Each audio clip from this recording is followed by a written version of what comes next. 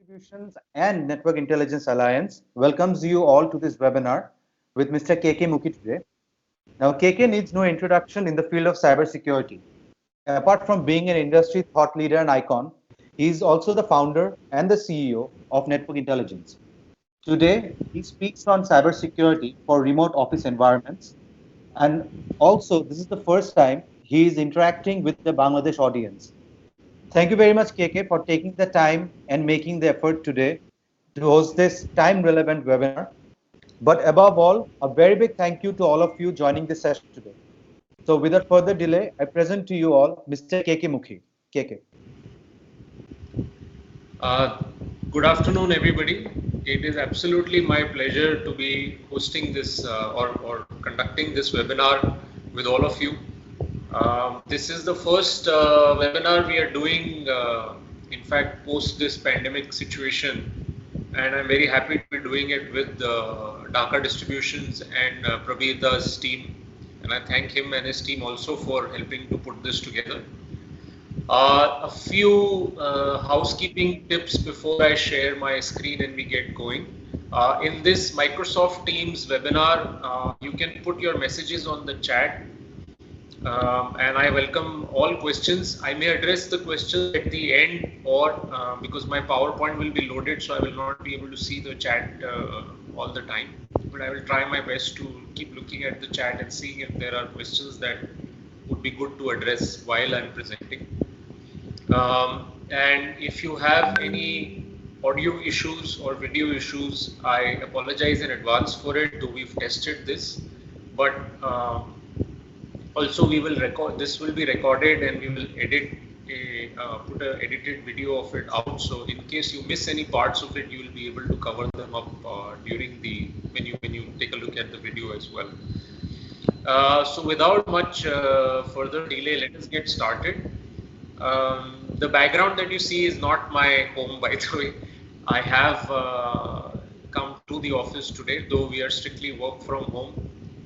But I come every 2 or 3 days to office because I live fairly close by, and we have to check up on our SOC ACs, on our server room ACs and things like that. So between my admin person and I, both of us, we live close by, we quickly.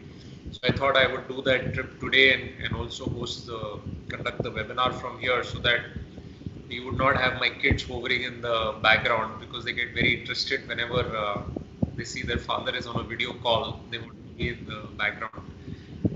So with that, I think let's get started. I will share my screen. Okay. Just a quick check. If my screen is visible, should be showing a PowerPoint. All right. Okay. So we'll get started. As I said, today's subject is on the cybersecurity challenges when we've started this work from home, and which is likely to be the norm going forward as well. You know, God willing, whenever this pandemic soon ceases and the main rates of infection start coming down, even though the lockdown restrictions in our countries might go away, definitely work from home is now the way of the future. You know, I think my introduction has already been done, but yeah, very quickly, I know I started the company in the year 2001, and today it's about 600 people. We work in various aspects of cybersecurity throughout the globe. And including in Bangladesh, we are offering services in partnership with Pravida and Dhaka Distributions. Yes, so with that, today's agenda, friends, is as follows. We'll talk about the current scenario. We'll talk about some of the threats that we are all seeing. I will also share our experience in how we move into a work from home environment. And I will also talk about what are the risks that we perceive, how can each of our organizations address those risks, and what are some of the challenges that we feel will continue, and what each of us can keep doing to address those. So, as we were discussing, and as I have said at the start, this is now the new paradigm shift. I was just reading a tweet which said that Zoom, an extremely popular uh, video conferencing app, they used to have 2 million daily active users in December, and today they have more than 10 million daily active users across the globe. So a 5x growth in 3 months is unheard of in most industries. When you're already at a 2 million user count per day, to go to 10 million, and it's only increased since that tweet came out about a few weeks back. So schools are happening online, meetings are online. Uh, Last week, my kid who's 6 years old, her friend had a birthday party on Zoom, which was extremely interesting, by the way. So it's really a whole different way of working, which we could never have imagined a few months back. As I also said, work from home does reduce the cost for a lot of companies, and in the current economic downturn situation, we see that companies will adopt all sorts of cost-cutting measures, including uh, uh, including from the work from home setup. So I think that will be the new norm as we go forward. And this will create new business models. In fact, it will create probably business opportunities for some of us. It may also create new ways in which we interact with our colleagues. For example, one of the challenges we are seeing is how do we onboard new employees, because we used to have an onboarding process where people came to office, they collected laptops and ID cards and things like that.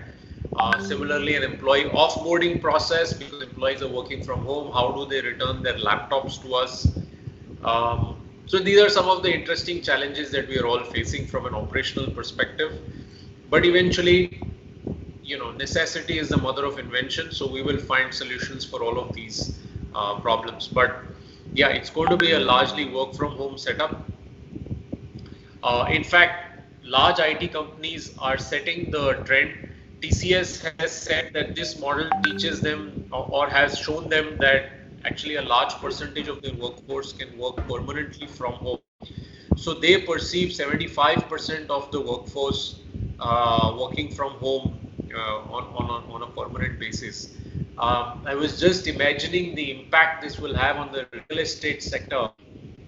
If 75% of a large IT company like TCS, their employees actually don't work from office, it's unimaginable, the negative impact on the real estate sector that it's going to have. Similarly, on transportation, imagine how much our roads will get declogged, and also the impact on cab aggregators. So I mean, it's going to be a paradigm shift, that's for sure. While the larger economic and operational implications of this work from home will be studied for years and by experts, today, of course, we will look more at the cybersecurity aspect of this. And while many of us have started thinking cybersecurity maybe a week or 2 weeks after going work from home, cyber criminals are much faster, they are much smarter, and they are far more motivated. And so the cyber attacks have actually increased dramatically. It's not just a small percentage increase in the cybersecurity threats, it's a dramatic exponential increase in things like phishing attacks. New types of ransomware will start coming out. Zoom itself was subject to a large number of attacks. So all of these things are going to only increase. Let's look at some of these examples. And cyber criminals have obviously no morals, so they will exploit COVID as a theme itself to launch phishing campaigns and launch malware. So, they're not going to wait. As soon as this pandemic changes in nature, they will exploit that changing situation to launch new and smarter attacks. As I said, Zoom, because of its popularity itself, is a subject or a target of attacks. I remember again reading a news article that said that Zoom exploits are selling for about $30,000 on the black market. Because imagine that because Zoom is so popular and it's running on 10 million systems on a daily basis, if you could find an exploit in Zoom that could give you, complete backdoor access to somebody's system, that itself would be a major way of getting into so many systems at a broad scale. So. Also because cyber criminals know that a lot of IT companies that support banks and financial services institutions are working from home, their security controls would be lower than in normal circumstances, and therefore they're targeting these IT service providers again through the usual phishing attacks and malware infected emails, and then compromising those systems to eventually reach the banks and financial services institutions, which are the key target for the cyber criminals. I actually wrote a detailed blog post on how we managed to go work from home, and I thought I would share some key insights with you today as we go along before we get into the main theme of today's topic. So actually on the 3rd of March, we had our first meeting. I was actually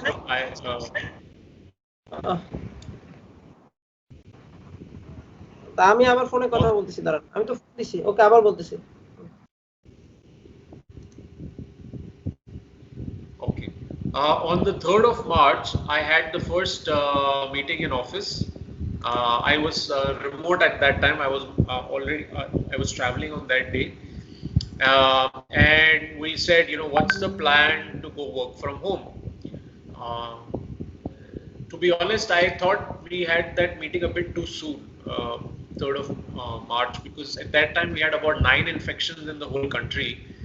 The first infection had been found in Delhi from people who had flown in from, I think from Netherlands, and then they had gone to Agra and Jaipur as tourists. So it was this group of people flying in who had brought in the first set of infections, known infections in the country.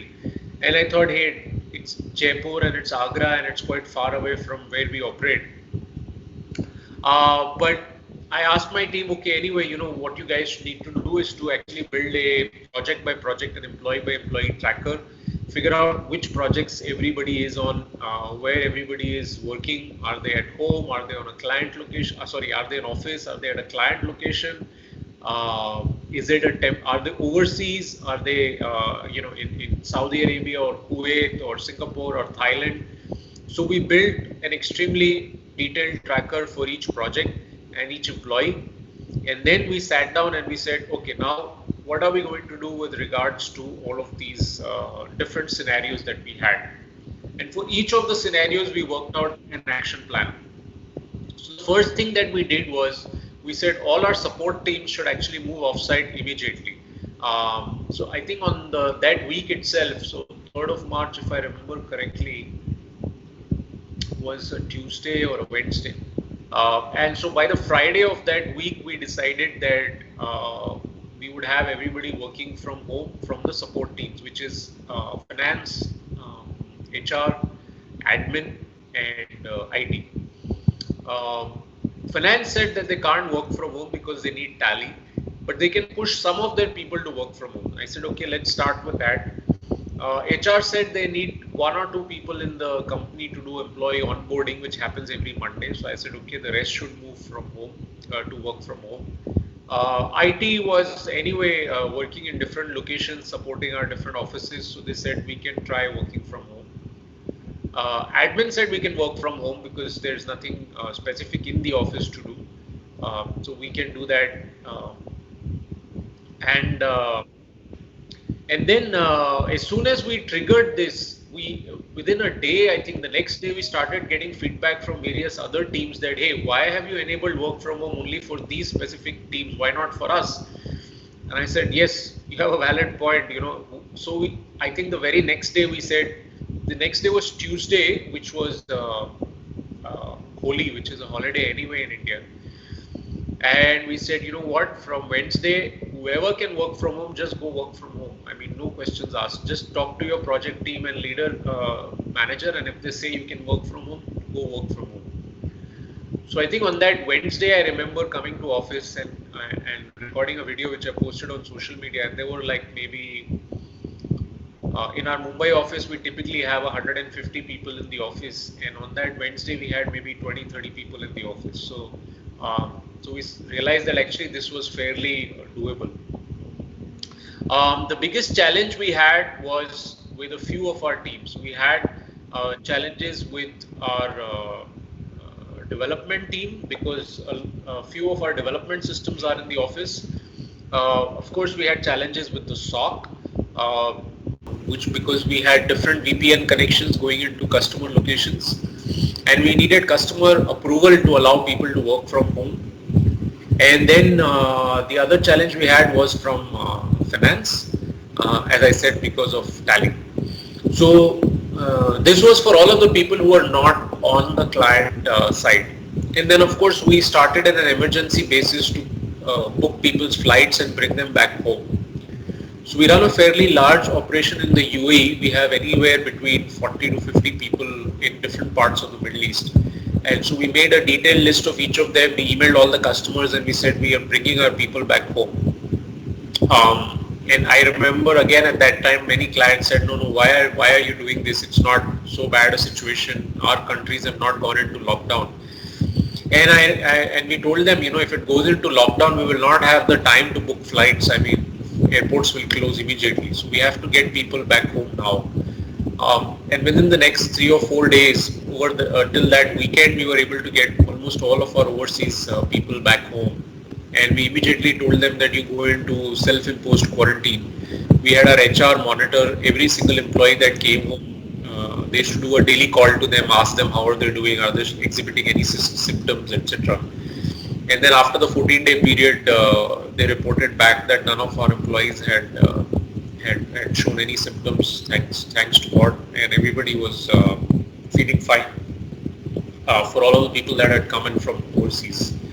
For our SOC, we were able to create VPN connections, and this is where our IT team were really the true heroes because they upgraded our firewall licenses to get additional VPN licenses. We set up those VPN connections very quickly, tested them out. Our development teams were able to do the remote connectivity that was tested out. Fortunately, in a lot of cases, our setups were already running in the cloud. So, for example, our pen testing setup, all our vulnerability assessment, pen testing work, all those tools are loaded in the Amazon cloud. Our SOC, which runs on QRadar, is hosted in the Microsoft Azure cloud.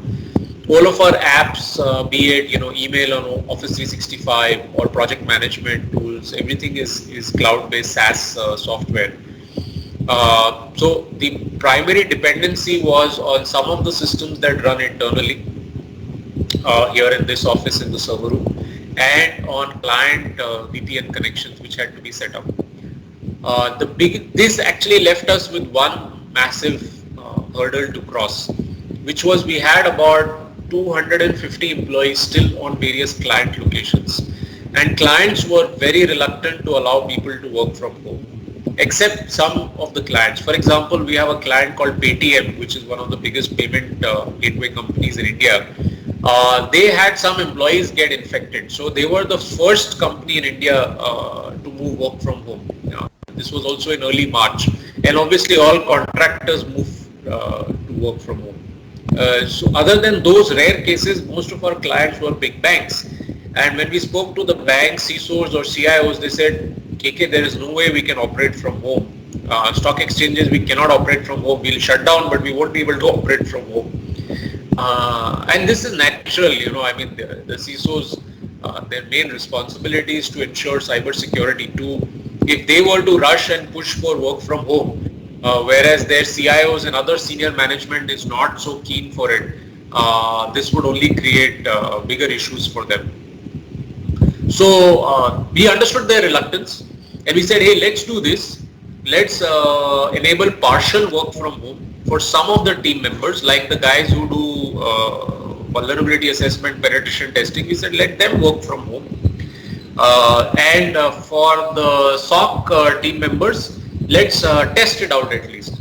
So they said, okay, we'll test it out. We're happy with testing it out. So they were able to enable the partial work from home from a test perspective. So we said, okay, connectivity, laptops, VPN connections, virtual desktop interfaces, whatever is required to be done, let's do all of those testing.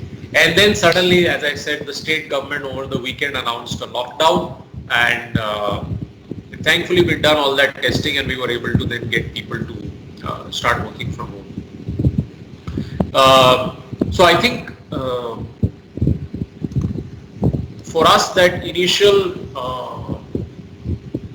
early first mover advantage, I would say, was very crucial. When people said you're overreacting, we said that's fine, let us overreact. And then the customers where people were on site, we started calling them up, we started emailing them, we started putting more and more pressure on them, and that's how they started to then enable that work from home for us, for our employees. So I think when we summarize what were the key lessons, actually I did not envisage that there would be a full lockdown, but I was clear that our staff generally being of a lower age group, from what I was reading online, I realized that while most of us will, even if we get infected, we will survive. It is the risk from us to the more vulnerable sections of the population that is a bigger risk. And I said, first, on my watch, I don't want any of my employees to get infected. And second, I don't want us as a family of 600 people to be a source of infection to their parents or their grandparents or any of the more vulnerable sections of society. So I said, that was a primary driving force. As I said, on the 10th of March, which was the holiday because of Holi, is the day that I said, I won't be sending my kids to school that week. Because anyway, it was only 3 more days, Wednesday, Thursday, Friday. So I told my wife, let's not send our kids to school this week. Though school was going on at that point in time. And then logically for me, I said, if I'm so concerned about my kids, then the same concern has to come for the company also. And so absolutely complete work from home has to be triggered. The other important thing was to communicate with employees regularly. I think I must have sent out maybe 15-20 emails over the period of this whole process of migrating to work from home.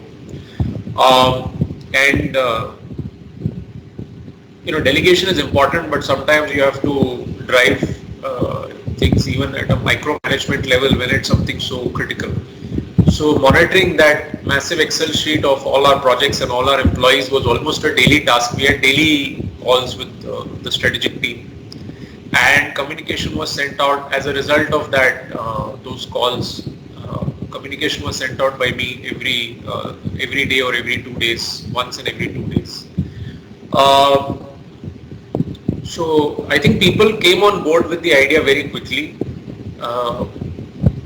We've received very positive feedback both from employees for the proactive way in which we enabled this work from home, and also from our customers who finally said, no, you were right. We initially felt you were overreacting, but obviously now that was the right call to take. And though in India we're opening up from the lockdown, but the main metros of Mumbai, Delhi, they still remain pretty much in lockdown. So that's been the key. And as we advise our customers, so we must follow our own advice. So I told my SOC head and I told my IT team that let's do a full-scale security review of all of the changes that we did to enable work from home. Let's review all the VPN connections we've enabled. Let's review all of the firewall changes we made. Let's review all the cloud-related changes we made for more people to connect. And then, of course, we set up a feedback mechanism where I ask my employees, please fill up this form if you have any feedback for any issues that you might have. So I wanted to hear from the ground, not just from my managers, if they were facing any challenges. I wanted to hear from the employees directly if they were facing any challenges. That was one. So I wanted the communication to be two-way, not just from me to them, but also to hear back. So some people said, internet connections are slow for us. So we gave everybody a monthly allowance with no questions asked. We said we're giving you a monthly allowance to upgrade your internet connections. You don't have to submit any bills. Just assume that this is given to you. And then some employees said that, our customers have still not enabled full work from home. There were still a few customers left. And then we reached out, though employees were at home, but they had not been able to start working on the project. So we figured out all of those problems. So there was this two-way communication channel that was set up. And then, like I said, we also reached out to all our customers and said, we want to meet with you for half an hour just to check how you guys are doing, how's our service proceeding, are you getting any feedback, are you feeling any concerns or any degradation in our service levels, etc. And as I said, luckily the majority of customers were satisfied. In fact, I would say all of the customers were satisfied. The few challenges that people had, for example, one of the customers said that we were expecting from you guys a checklist on what security measures we should be undertaking. So we had actually started already preparing that checklist and we shared it with all our customers on the very next day. And in fact, with all of you also, we'll be sharing this checklist. So we want you all to benefit from our experience and from our insights. Now, before we jump into the main thrust of cybersecurity risk, I just wanted to share some thoughts I'd shared with my team. I know this is all what we call homilies, or motherhood statements, but if we can adopt some of these, it does help. So, yes, when you are trying to work from home, create a quiet workplace. Let me share my experience. So, because I had foreseen this work from home, I bought some gym equipment and created a small little gym in the house, just a few weights and all. And also created a very nice workplace for me in the common room of our house. And I put up a chair and table and light and everything. And I said, this is my work desk. And I even put up a label saying Papa's desk. That worked actually great for the first day. By the evening of the first day, the kids had taken over that desk and that whole room. And it was impossible to work from that quiet workplace. So that plan went for a toss. I eventually was relegated to one corner of one room, and I had to literally plead with my 4-year-old and 6-year-old kids, that two of them, that please, when I'm seated in this corner, that's I've given you that desk which was my original desk, but this one, please leave me alone to work from here. So so that's been a challenge. They still come and become part of my meetings. So there have been meetings where they've been hovering in the background, but I think that's part of life now. Yes, as I said, many of our people had connectivity issues because their home connections were not geared up to handle VPN and cloud infrastructure and Microsoft Teams, etc. So we gave all our 600 employees an allowance and we said, please upgrade all the internet connections that you need to and make sure that you don't have connectivity issues. And the allowance was also to help them buy any microphones or speakers or whatever they wanted. What we also did was we created a mechanism where we said all the teams should do a quick daily 15-minute huddle. All teams should do a weekly review. This was happening, but now it's like enforced and monitored so that there is and we also requested employees to start putting up updates of whatever they did through the day, just so that there was more communication and there was more interaction between different levels within the company. I'm sure many of you agree that work from home has increased our workload. Most of my calendar is filled with back-to-back review meetings and customer meetings, so it's actually increased our work.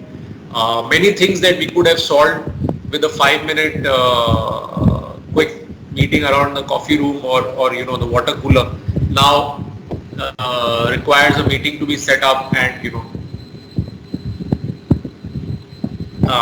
discussions to happen a bit more formally, but I think we're all still getting used to that. Yeah, this I failed completely. I don't have any boundaries in family and workspace, but if you can, it's good. At least my kids have a strong warning not to use my laptop. So that's very clear. I mean, this is for work.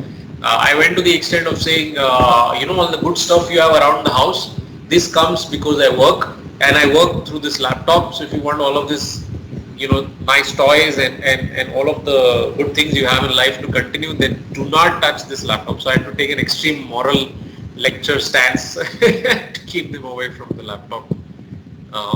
Yeah. Yeah, I mean, regular communication is important. I've seen my team that does international business is very good at this. They actually log into meetings a few minutes before the meeting. So I think it's a cultural issue. At least in India, we tend to be late for most meetings. But I've seen that all my international sales and project people, they actually, if they have back-to-back meetings, and the first meeting is running over, then they actually inform the first meeting that they have to jump onto a next meeting and 5 minutes before, and they do that. They jump onto the next meeting. So in most meetings, the people land up a bit early, so that's nice. If you can get some physical exercise, that's important. You can do fun stuff around the house. You know, it's important to many people. Many of my friends I know, they are like, you know, the world is coming to an end, so might as well enjoy and live it up. I think there is some merit to that argument, but I think you should generally try to keep your immunity levels high and be healthy and not overindulge also. So now let's look at the main cybersecurity challenges, friends. Let's come to the main point. So I see that the main challenges can be broken up into 6 key areas. The first risk that the current situation gives us is that the company device that is in a work from home environment could actually get compromised. And let's talk about this a bit. The second problem could be that you allowed employees to use their personal devices to connect onto the corporate network, and that device could actually be compromised, or it may already be compromised and you've given access to people to the corporate network through a compromised device. The third aspect could be inadvertent or mistaken leakage of data. So some employee getting used to the whole VPN cloud setup would actually leak data onto an insecure cloud storage, or they may copy something onto a USB and then lose that USB, or because, as I said, family members also want to use the same system and they may not be able to create that boundary. By mistake, a kid or some other member of the family may end up uploading or sharing sensitive information that belongs to the organization. So it could be unintentional leakage of data.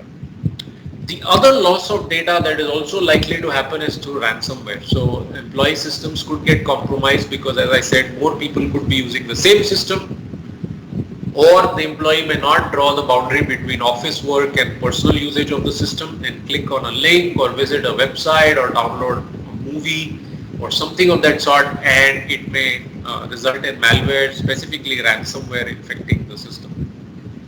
And so data that they have on their laptop could be lost. The other thing is, especially from a small medium business, this risk attack comes on our organization also regularly. It's called business email compromise. I just want to spend a couple of minutes explaining what is business email compromise. So in business email compromise, what happens is that the fraudster creates a domain very similar to your company's domain. So for example, our company's domain is niiconsulting.com. So the attacker might create a domain like nilconsulting.com. And they may have compromised the email of one of my customers, for example. And they may know that the customer is about to make me a payment. So they will send a fake email from me to that customer saying, from this fake domain saying that our payment information has changed. Please don't pay it into such and such account. Please pay it into a different account. Now, if the customer's financial controls are not strong, that means when an account payee information or a beneficiary information changes, they accept that information over email, that change information they accepted over email, it's going to cause a problem.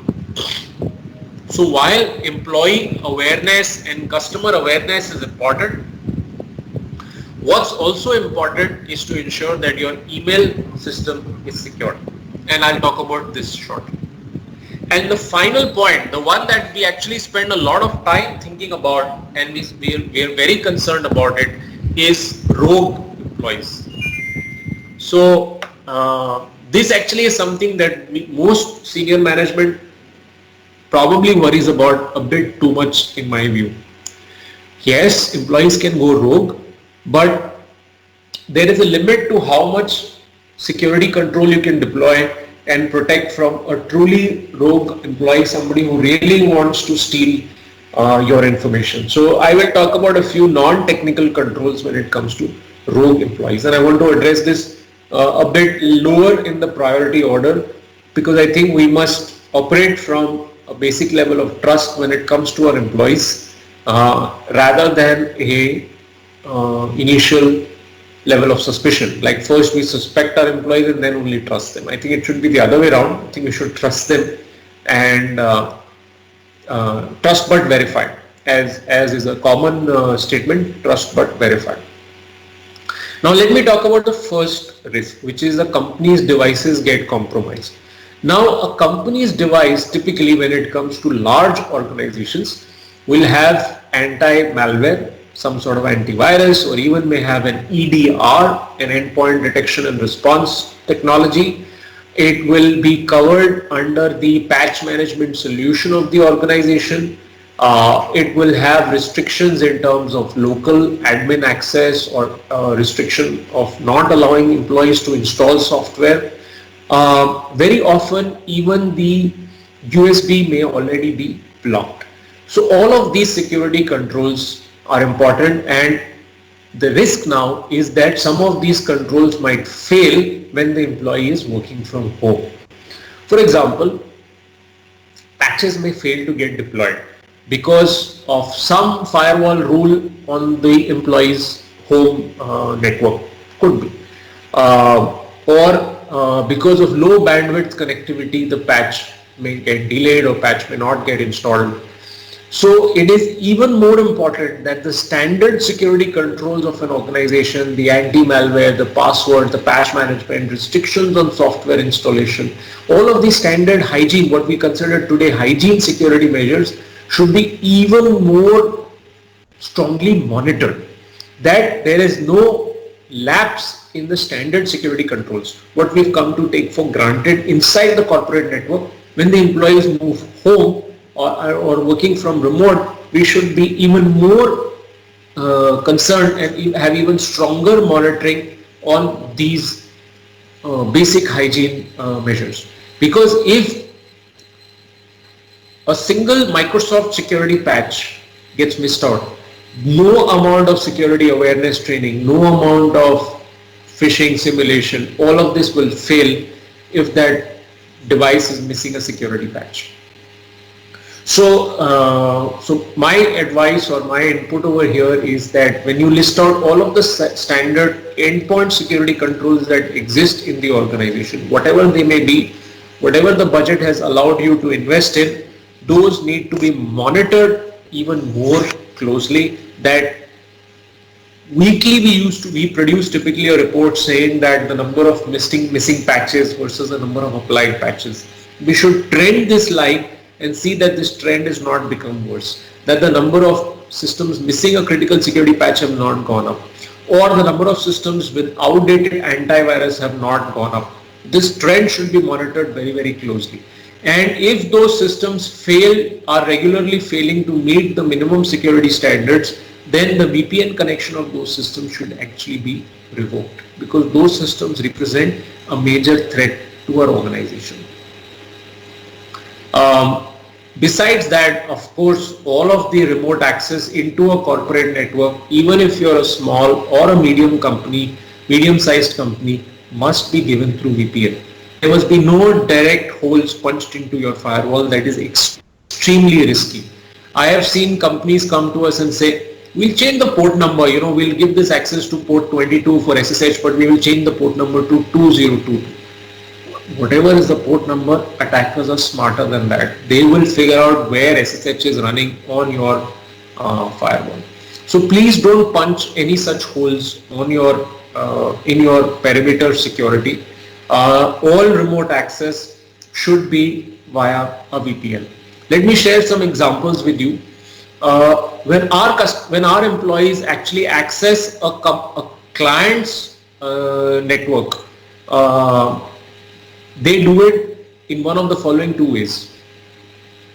They connect via VPN into a system inside our SOC, and from here they using it as a jump server or a jump system, they connect into the client network. So even there is no connectivity given for, at least for our SOC customers, directly into the client network.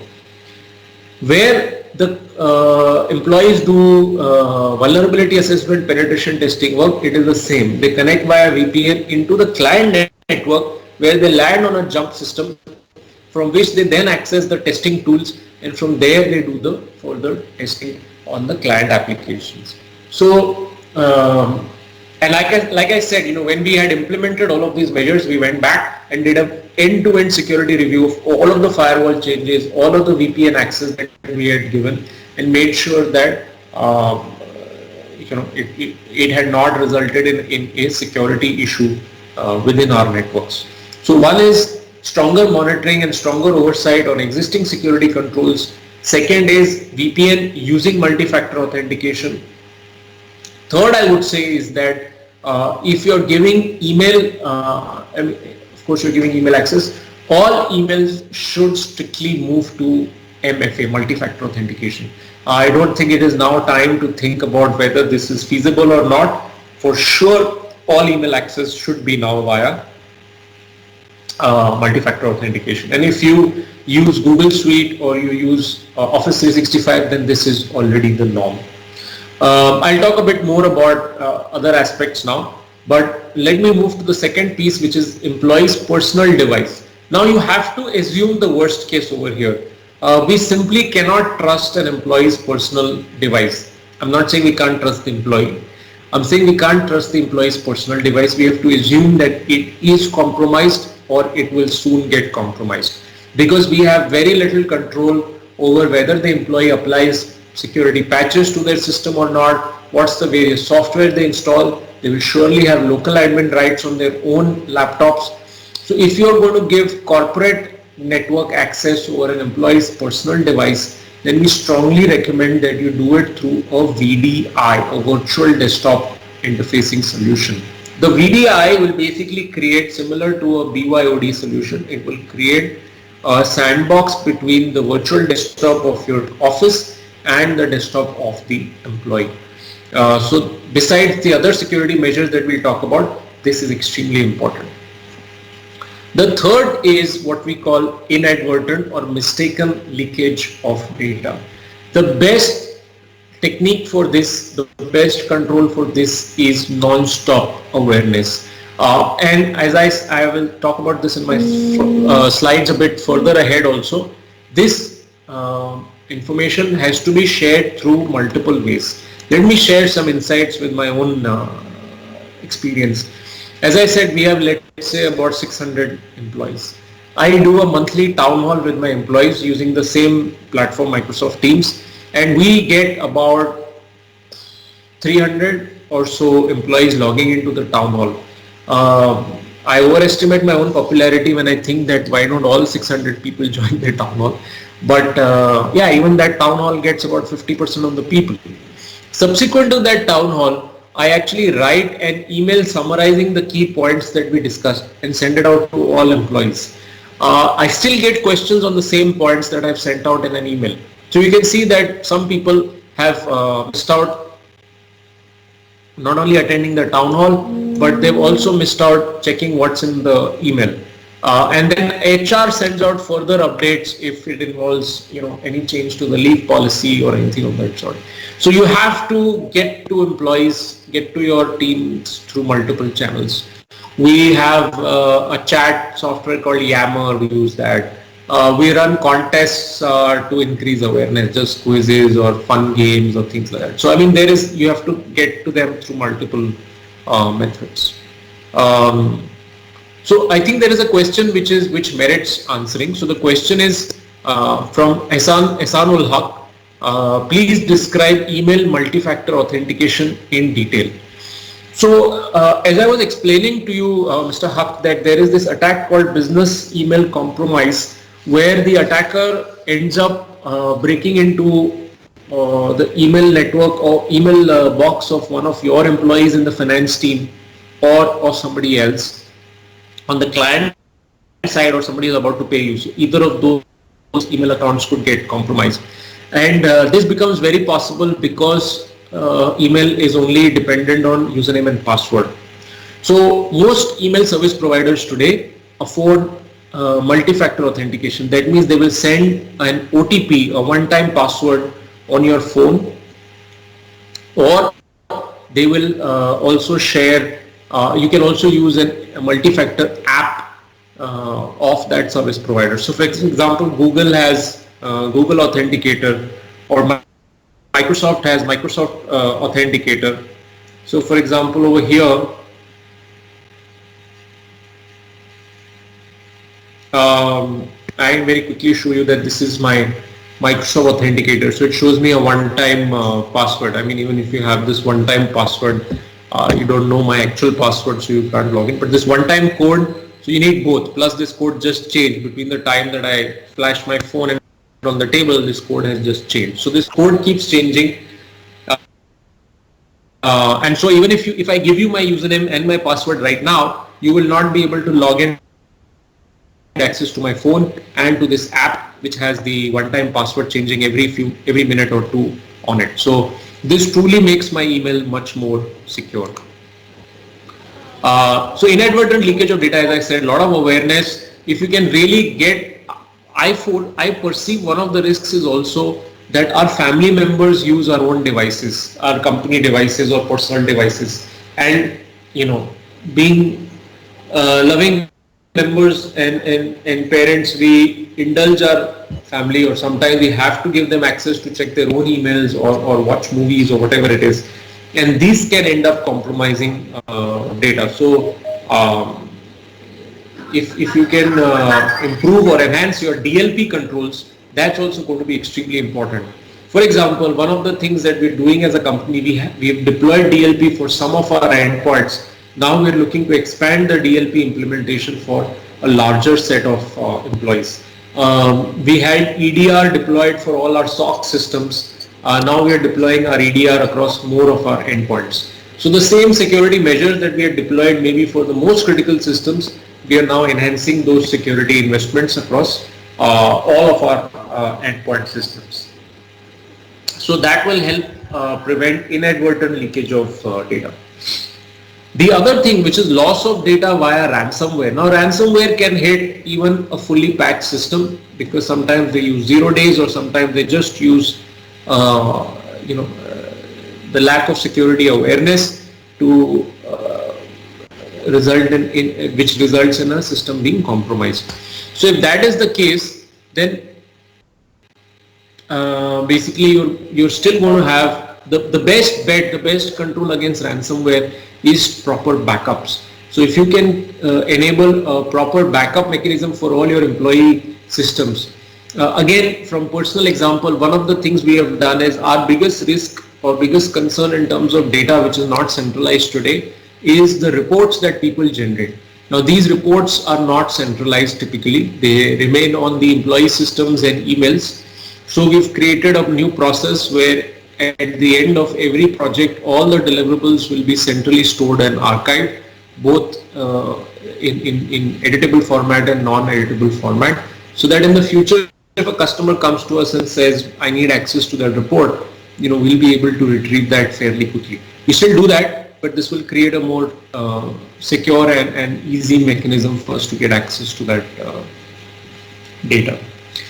Business email compromise, I've said the best way to protect against BEC is to enable multi-factor authentication for your emails. I just quickly switch over to the chat application sometimes, the chat window. Now, when we come to rogue employees, I want to speak more as a entrepreneur or a CEO of a company rather than as a cyber security consultant. So I think we are all always concerned about employees going rogue, and I have thought about this for many years. Many people, when we first underwent our ISO 27001 certification, the auditor asked me, KK, what's your biggest risk? I said my biggest risk is does PAP. They create a fantastic report and then they leak that report out in the public. So for me, that is a massive risk. And he asked me, what's your mitigation against that risk? I said, well, we will protect our files. And in those days,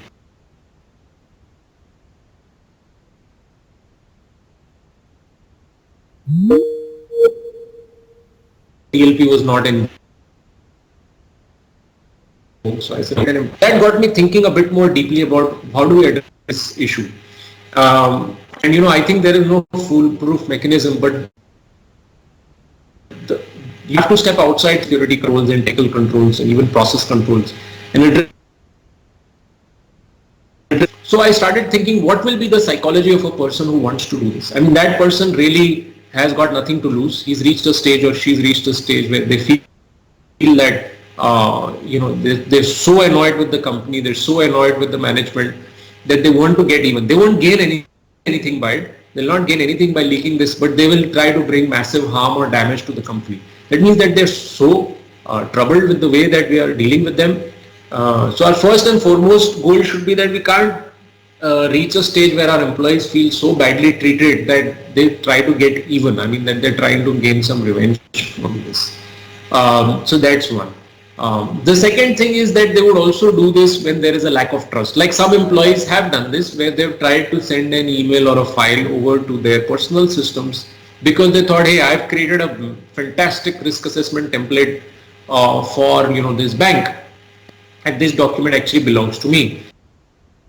If you read all of the surveys online, they'll tell you that most employees feel that the file or template they've created while with a company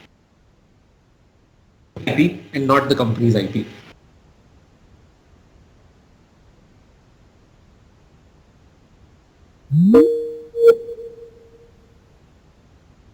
So these cases. And what do we do with these employees? To be honest, we actually don't fire them. It would be very bad for their careers if we fire them for a mistake like that. So we also don't make a public example out of them. We don't shame them.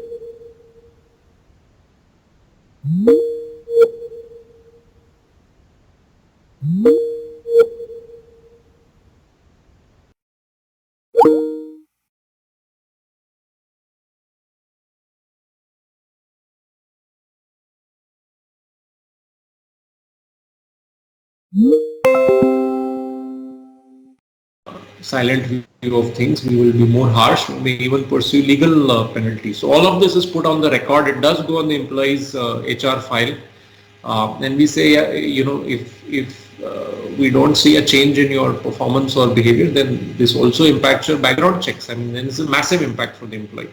So I think they realize that. We even had employees, coming up to me directly and apologizing. So I think there are different ways to deal with different situations, but creating trust is very important. I think this is a great time for many organizations to also look at addressing culture within their companies.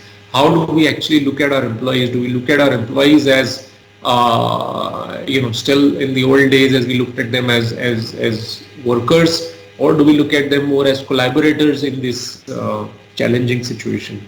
So I think this is a great time to communicate more openly, more freely. I even share my own concerns in running the company because obviously we have a lot of pressure in terms of the business environment.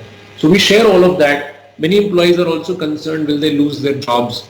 We as a company, for example, have taken a stance that no matter what will happen, we will never let anybody go because of the coronavirus situation. Yet at the same time, we don't want employees to think that they have a job for a lifetime. So we say even if we have to let somebody go because of performance issues, we'll still pay you some money every month until you find your next job. We'll give you an extended notice period, but we don't want people to think that they have a job for the rest of their lives. I mean, we're not, a government department. At least in India, I'm sorry, government jobs are considered as lifetime jobs. So we don't want people to think that they're in that sort of a job. But at the same time, because of cost cutting, we don't want employees to lose their means of livelihood. So this sort of communication goes out regularly, and I think it's important to do that because, as I said, at the end of the day, and if an employee wants to go rogue and they do want to cause harm to your organization, there may not be all that much that you can actually do to prevent them. Or you can monitor it. So yes, like I said, we've improved our DLP deployment. We continue to do it. We have DLP deployed on Office 365 as well. So there are multiple things that we keep doing. All right. I think there is an interesting question. What is the main difference in inadvertent leakage of data and loss of data? So loss of data, I mean in terms of, so when we talk about security, there are three aspects, right? There's confidentiality, integrity, and availability. So leakage of data is more the confidentiality loss, where you still have data, the company has not lost access to the data, but that data has reached the wrong hands. That can have multiple implications, right? For me, first and foremost, in my company, it's a reputation loss. For banks, it could even be a regulatory issue, like the central bank could reprimand them, could fine them. They may lose customers because of that. If you are under a card related business, the PCI Council could penalize you. So, I mean, the implications are very different when it comes to leakage of data. Loss of data, when I say here in this particular case, I'm talking about you've lost access to that data. So that is in the CIA aspect, it's the loss of availability of data, where that data is not gone into the wrong hands. It's not reached hackers, but you don't have access to the data. So now it could have different implications. We're just running short of time, but I just want to share one example with you. We had a very large e-commerce company in India, which is very hot, unicorn, raising hundreds and millions of dollars of funding every few months. And I got an SOS call from them one day that their ERP system, which runs in the cloud, was impacted by ransomware. And I said, you guys must be having backups, right? Because you just raised like $50 million a few months back. Obviously, you spent some of that money in improving your infrastructure. They said, well, we used to run a script that took a backup from the ERP system, and that script ran a week ago. So we have data going back a week, but we don't have the rest of it. So, okay, fantastic. And they said we are in the midst of raising another round. So, and we need that ERP data to put together the deck to raise the next round. So you can see how ransomware can impact. It's not just the data on my system that can impact me. It can have a very, very large impact in some cases. So loss of data or loss of access to systems is a different risk and needs different set of controls versus leakage of data. Okay, I hope that answers that question. Please discuss or describe security consideration and VPN connections, including protocols with your suggestions. Yes, this is detailed out in our checklist where we've talked about the different, we have a section on VPN security, but I can answer this question to some extent on the chat, on the call as well. First of all, you have to regularly audit and review who all have you given VPN access to. For the people that you have given access via VPN, what can they access, which systems, which applications can they access? You can usually restrict the number of applications and which systems they can access using VPN. Third, VPN must have multi-factor authentication. This can be typically an OTP or it can be something else, but many firewalls that enable VPN also give you an app where the OTP comes. So please, or certificate based authentication, something of that sort. There must be a second factor of authentication for VPN. For protocols and security, yes, please use the more advanced encryption options and key exchange protocols. So obviously, I mean, don't use things like 3DES and all. AES 256 should be good enough. RSA 1024 and above should be good enough. So try to see which is the strongest of the VPN measures that you have. The encryption protocols and key exchange protocols that are supported by your firewall or by a VPN server, and see that you enable those. You can also improve or increase monitoring of your VPN connectivity. So all of those are also options. So let me just go through some of the points now. Now the next few slides, friends, are actually things that we've already covered. Yes, one of the risks we didn't talk about is that employees could use insecure Wi-Fi connections at their end. Now there is no way that you as an organization can go and audit the Wi-Fi setup of hundreds or thousands or tens of thousands of employees. But again, awareness, telling people that this is the most secure Wi-Fi to use, that's pretty much what you can do. As I said, when it comes to employee personal devices or employee personal Wi-Fi networks, you have to assume the worst. You have to assume that they're potentially compromised. And again, a VPN helps over there, right? Because your communication is encrypted. So let's say even if their Wi-Fi is compromised and somebody else is sitting on the Wi-Fi and sniffing the traffic, because you have VPN between the user system and your perimeter, it's all encrypted traffic, they will not be able to do all that much.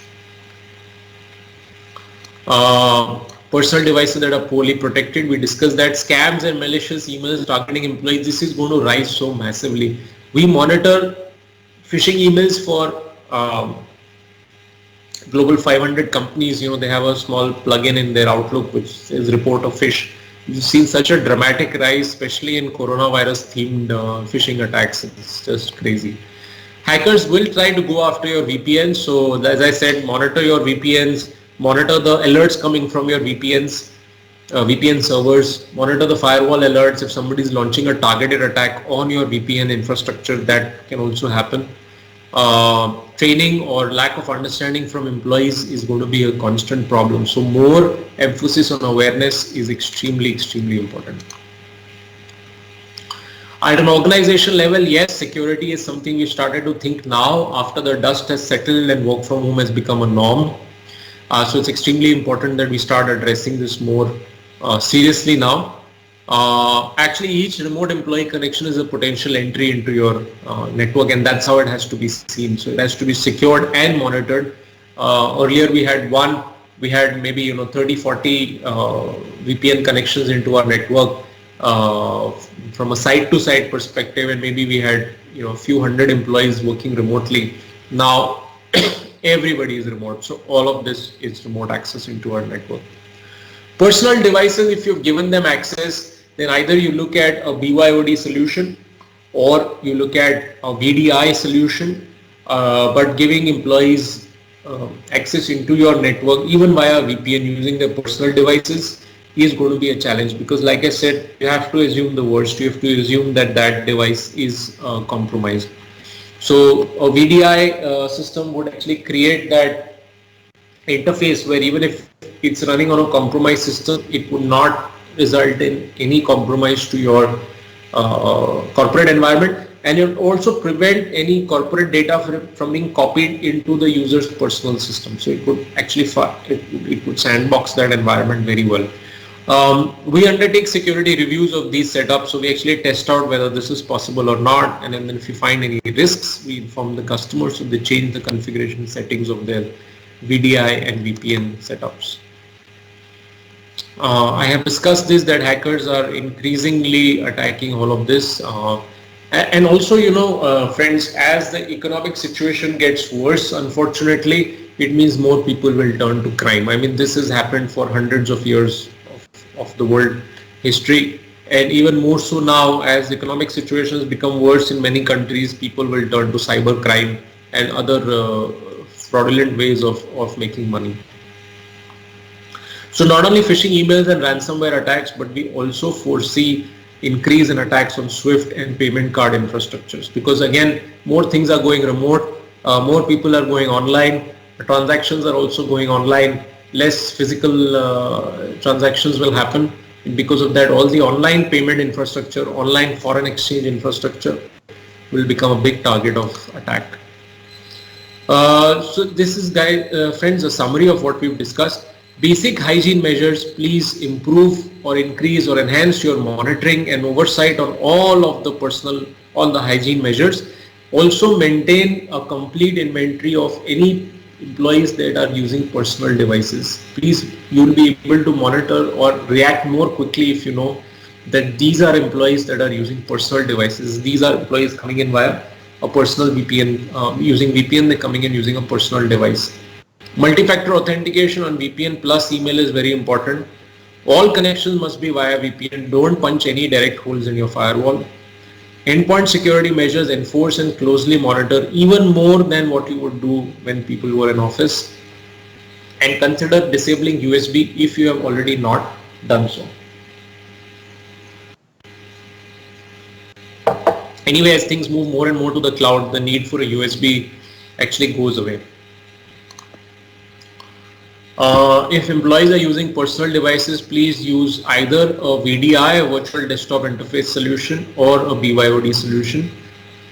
Virtual desktop basically maps the corporate desktop into their system and then they can use it. A BYOD creates a sandbox between the corporate apps and the personal device of the employee. So enhance and increase communication more than you did earlier. I mean, yes, it's a pain, employees will complain, but I think it's important that we be in touch on a very regular basis.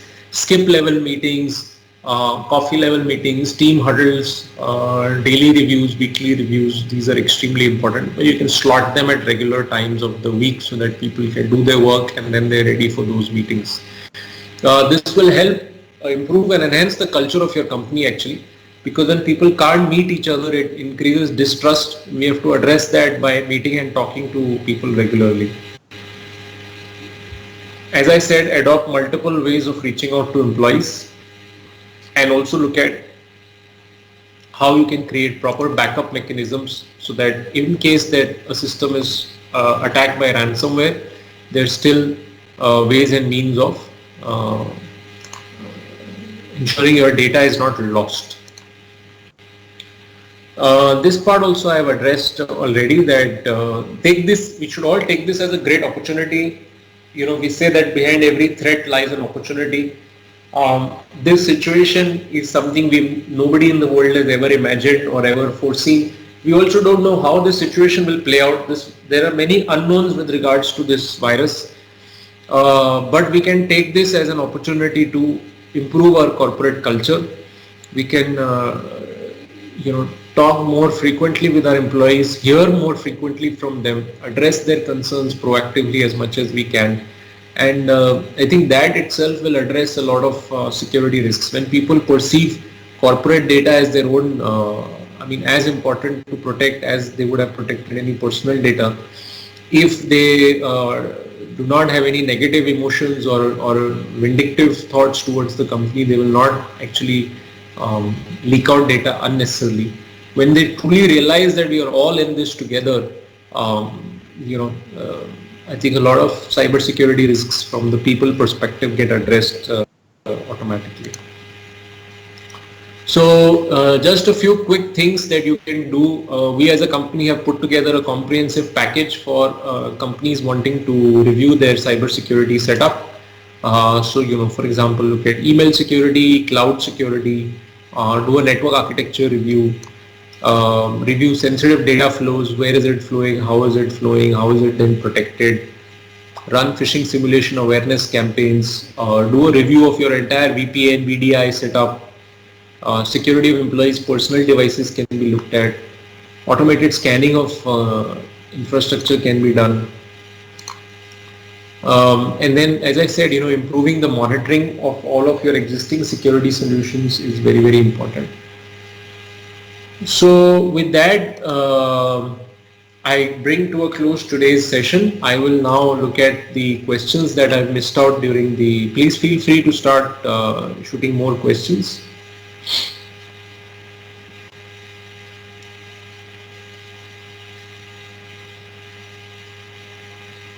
From Mr. Haq, we are 10 people working on the core IT system. All of us need to work from home. So the network team has established a VPN connection. Yes, very good. I'm not a network guy, but as I know, we have 2 ways to connect. All network team can pass me to Office desktop using an setup. Yes, you're right. So the question basically says is that once using a VPN, I have connected to my desktop inside my network, then all of the controls apply. Now, yes, if you're using only a VPN and you are connecting to your corporate desktop using the VPN from your laptop, the risk is that your laptop is hacked. And so the hacker can also write that connection and then access the same virtual desktop, the same actual desktop, sorry.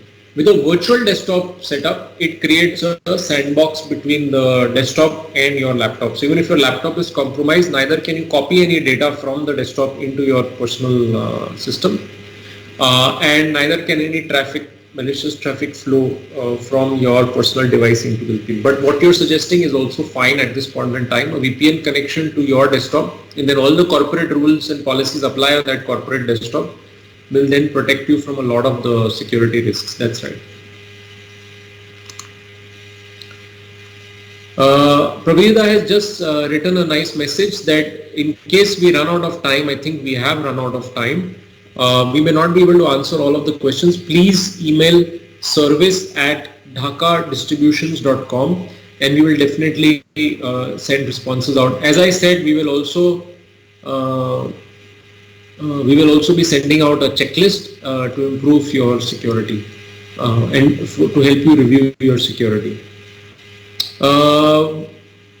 Mr. Lalla states that yes, as we move to zero trust network access, VPNs will go away.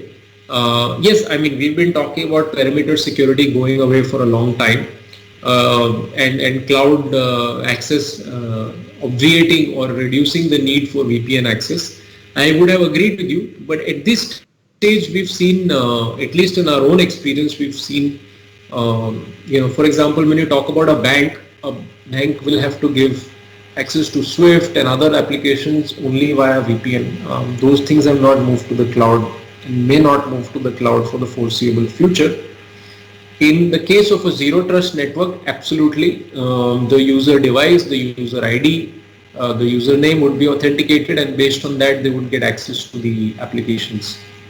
But SDNs or software device, software design networks are still being implemented. And the future is software defined networks, yes. All right, so I think it's been great presenting to you all. It's been great interacting with all of you through the chat feature. We are open to more inputs and emails from you in the future. We will be holding 3 more webinars as well. And I hope you found your time invested in today's session useful. As I said, at the end, we will also email you all the checklist that we have. So with that, I would request the Dhaka Distributions team to state some closing remarks. Thank you so much, KK, for the wonderful presentation, for taking your time today and presenting to us such a valuable webinar and presenting all of us so much information on what needs to be done and how we can actually take care of these situations at present. So based on, so thank you all very much for attending to this webinar. As KK has already mentioned, that we will be sending up a checklist along with the presentation of today's and as well as the video link. So anyone has any other queries or questions, please do feel free to send us an email out to services@dhakadistributions.com. Thank you again, once again, KK, for taking this webinar. And thank you all for taking time and attending us today. Thank you all. My pleasure. Thank you. Have a nice. Thank you. Have a nice. Bye bye. Bye.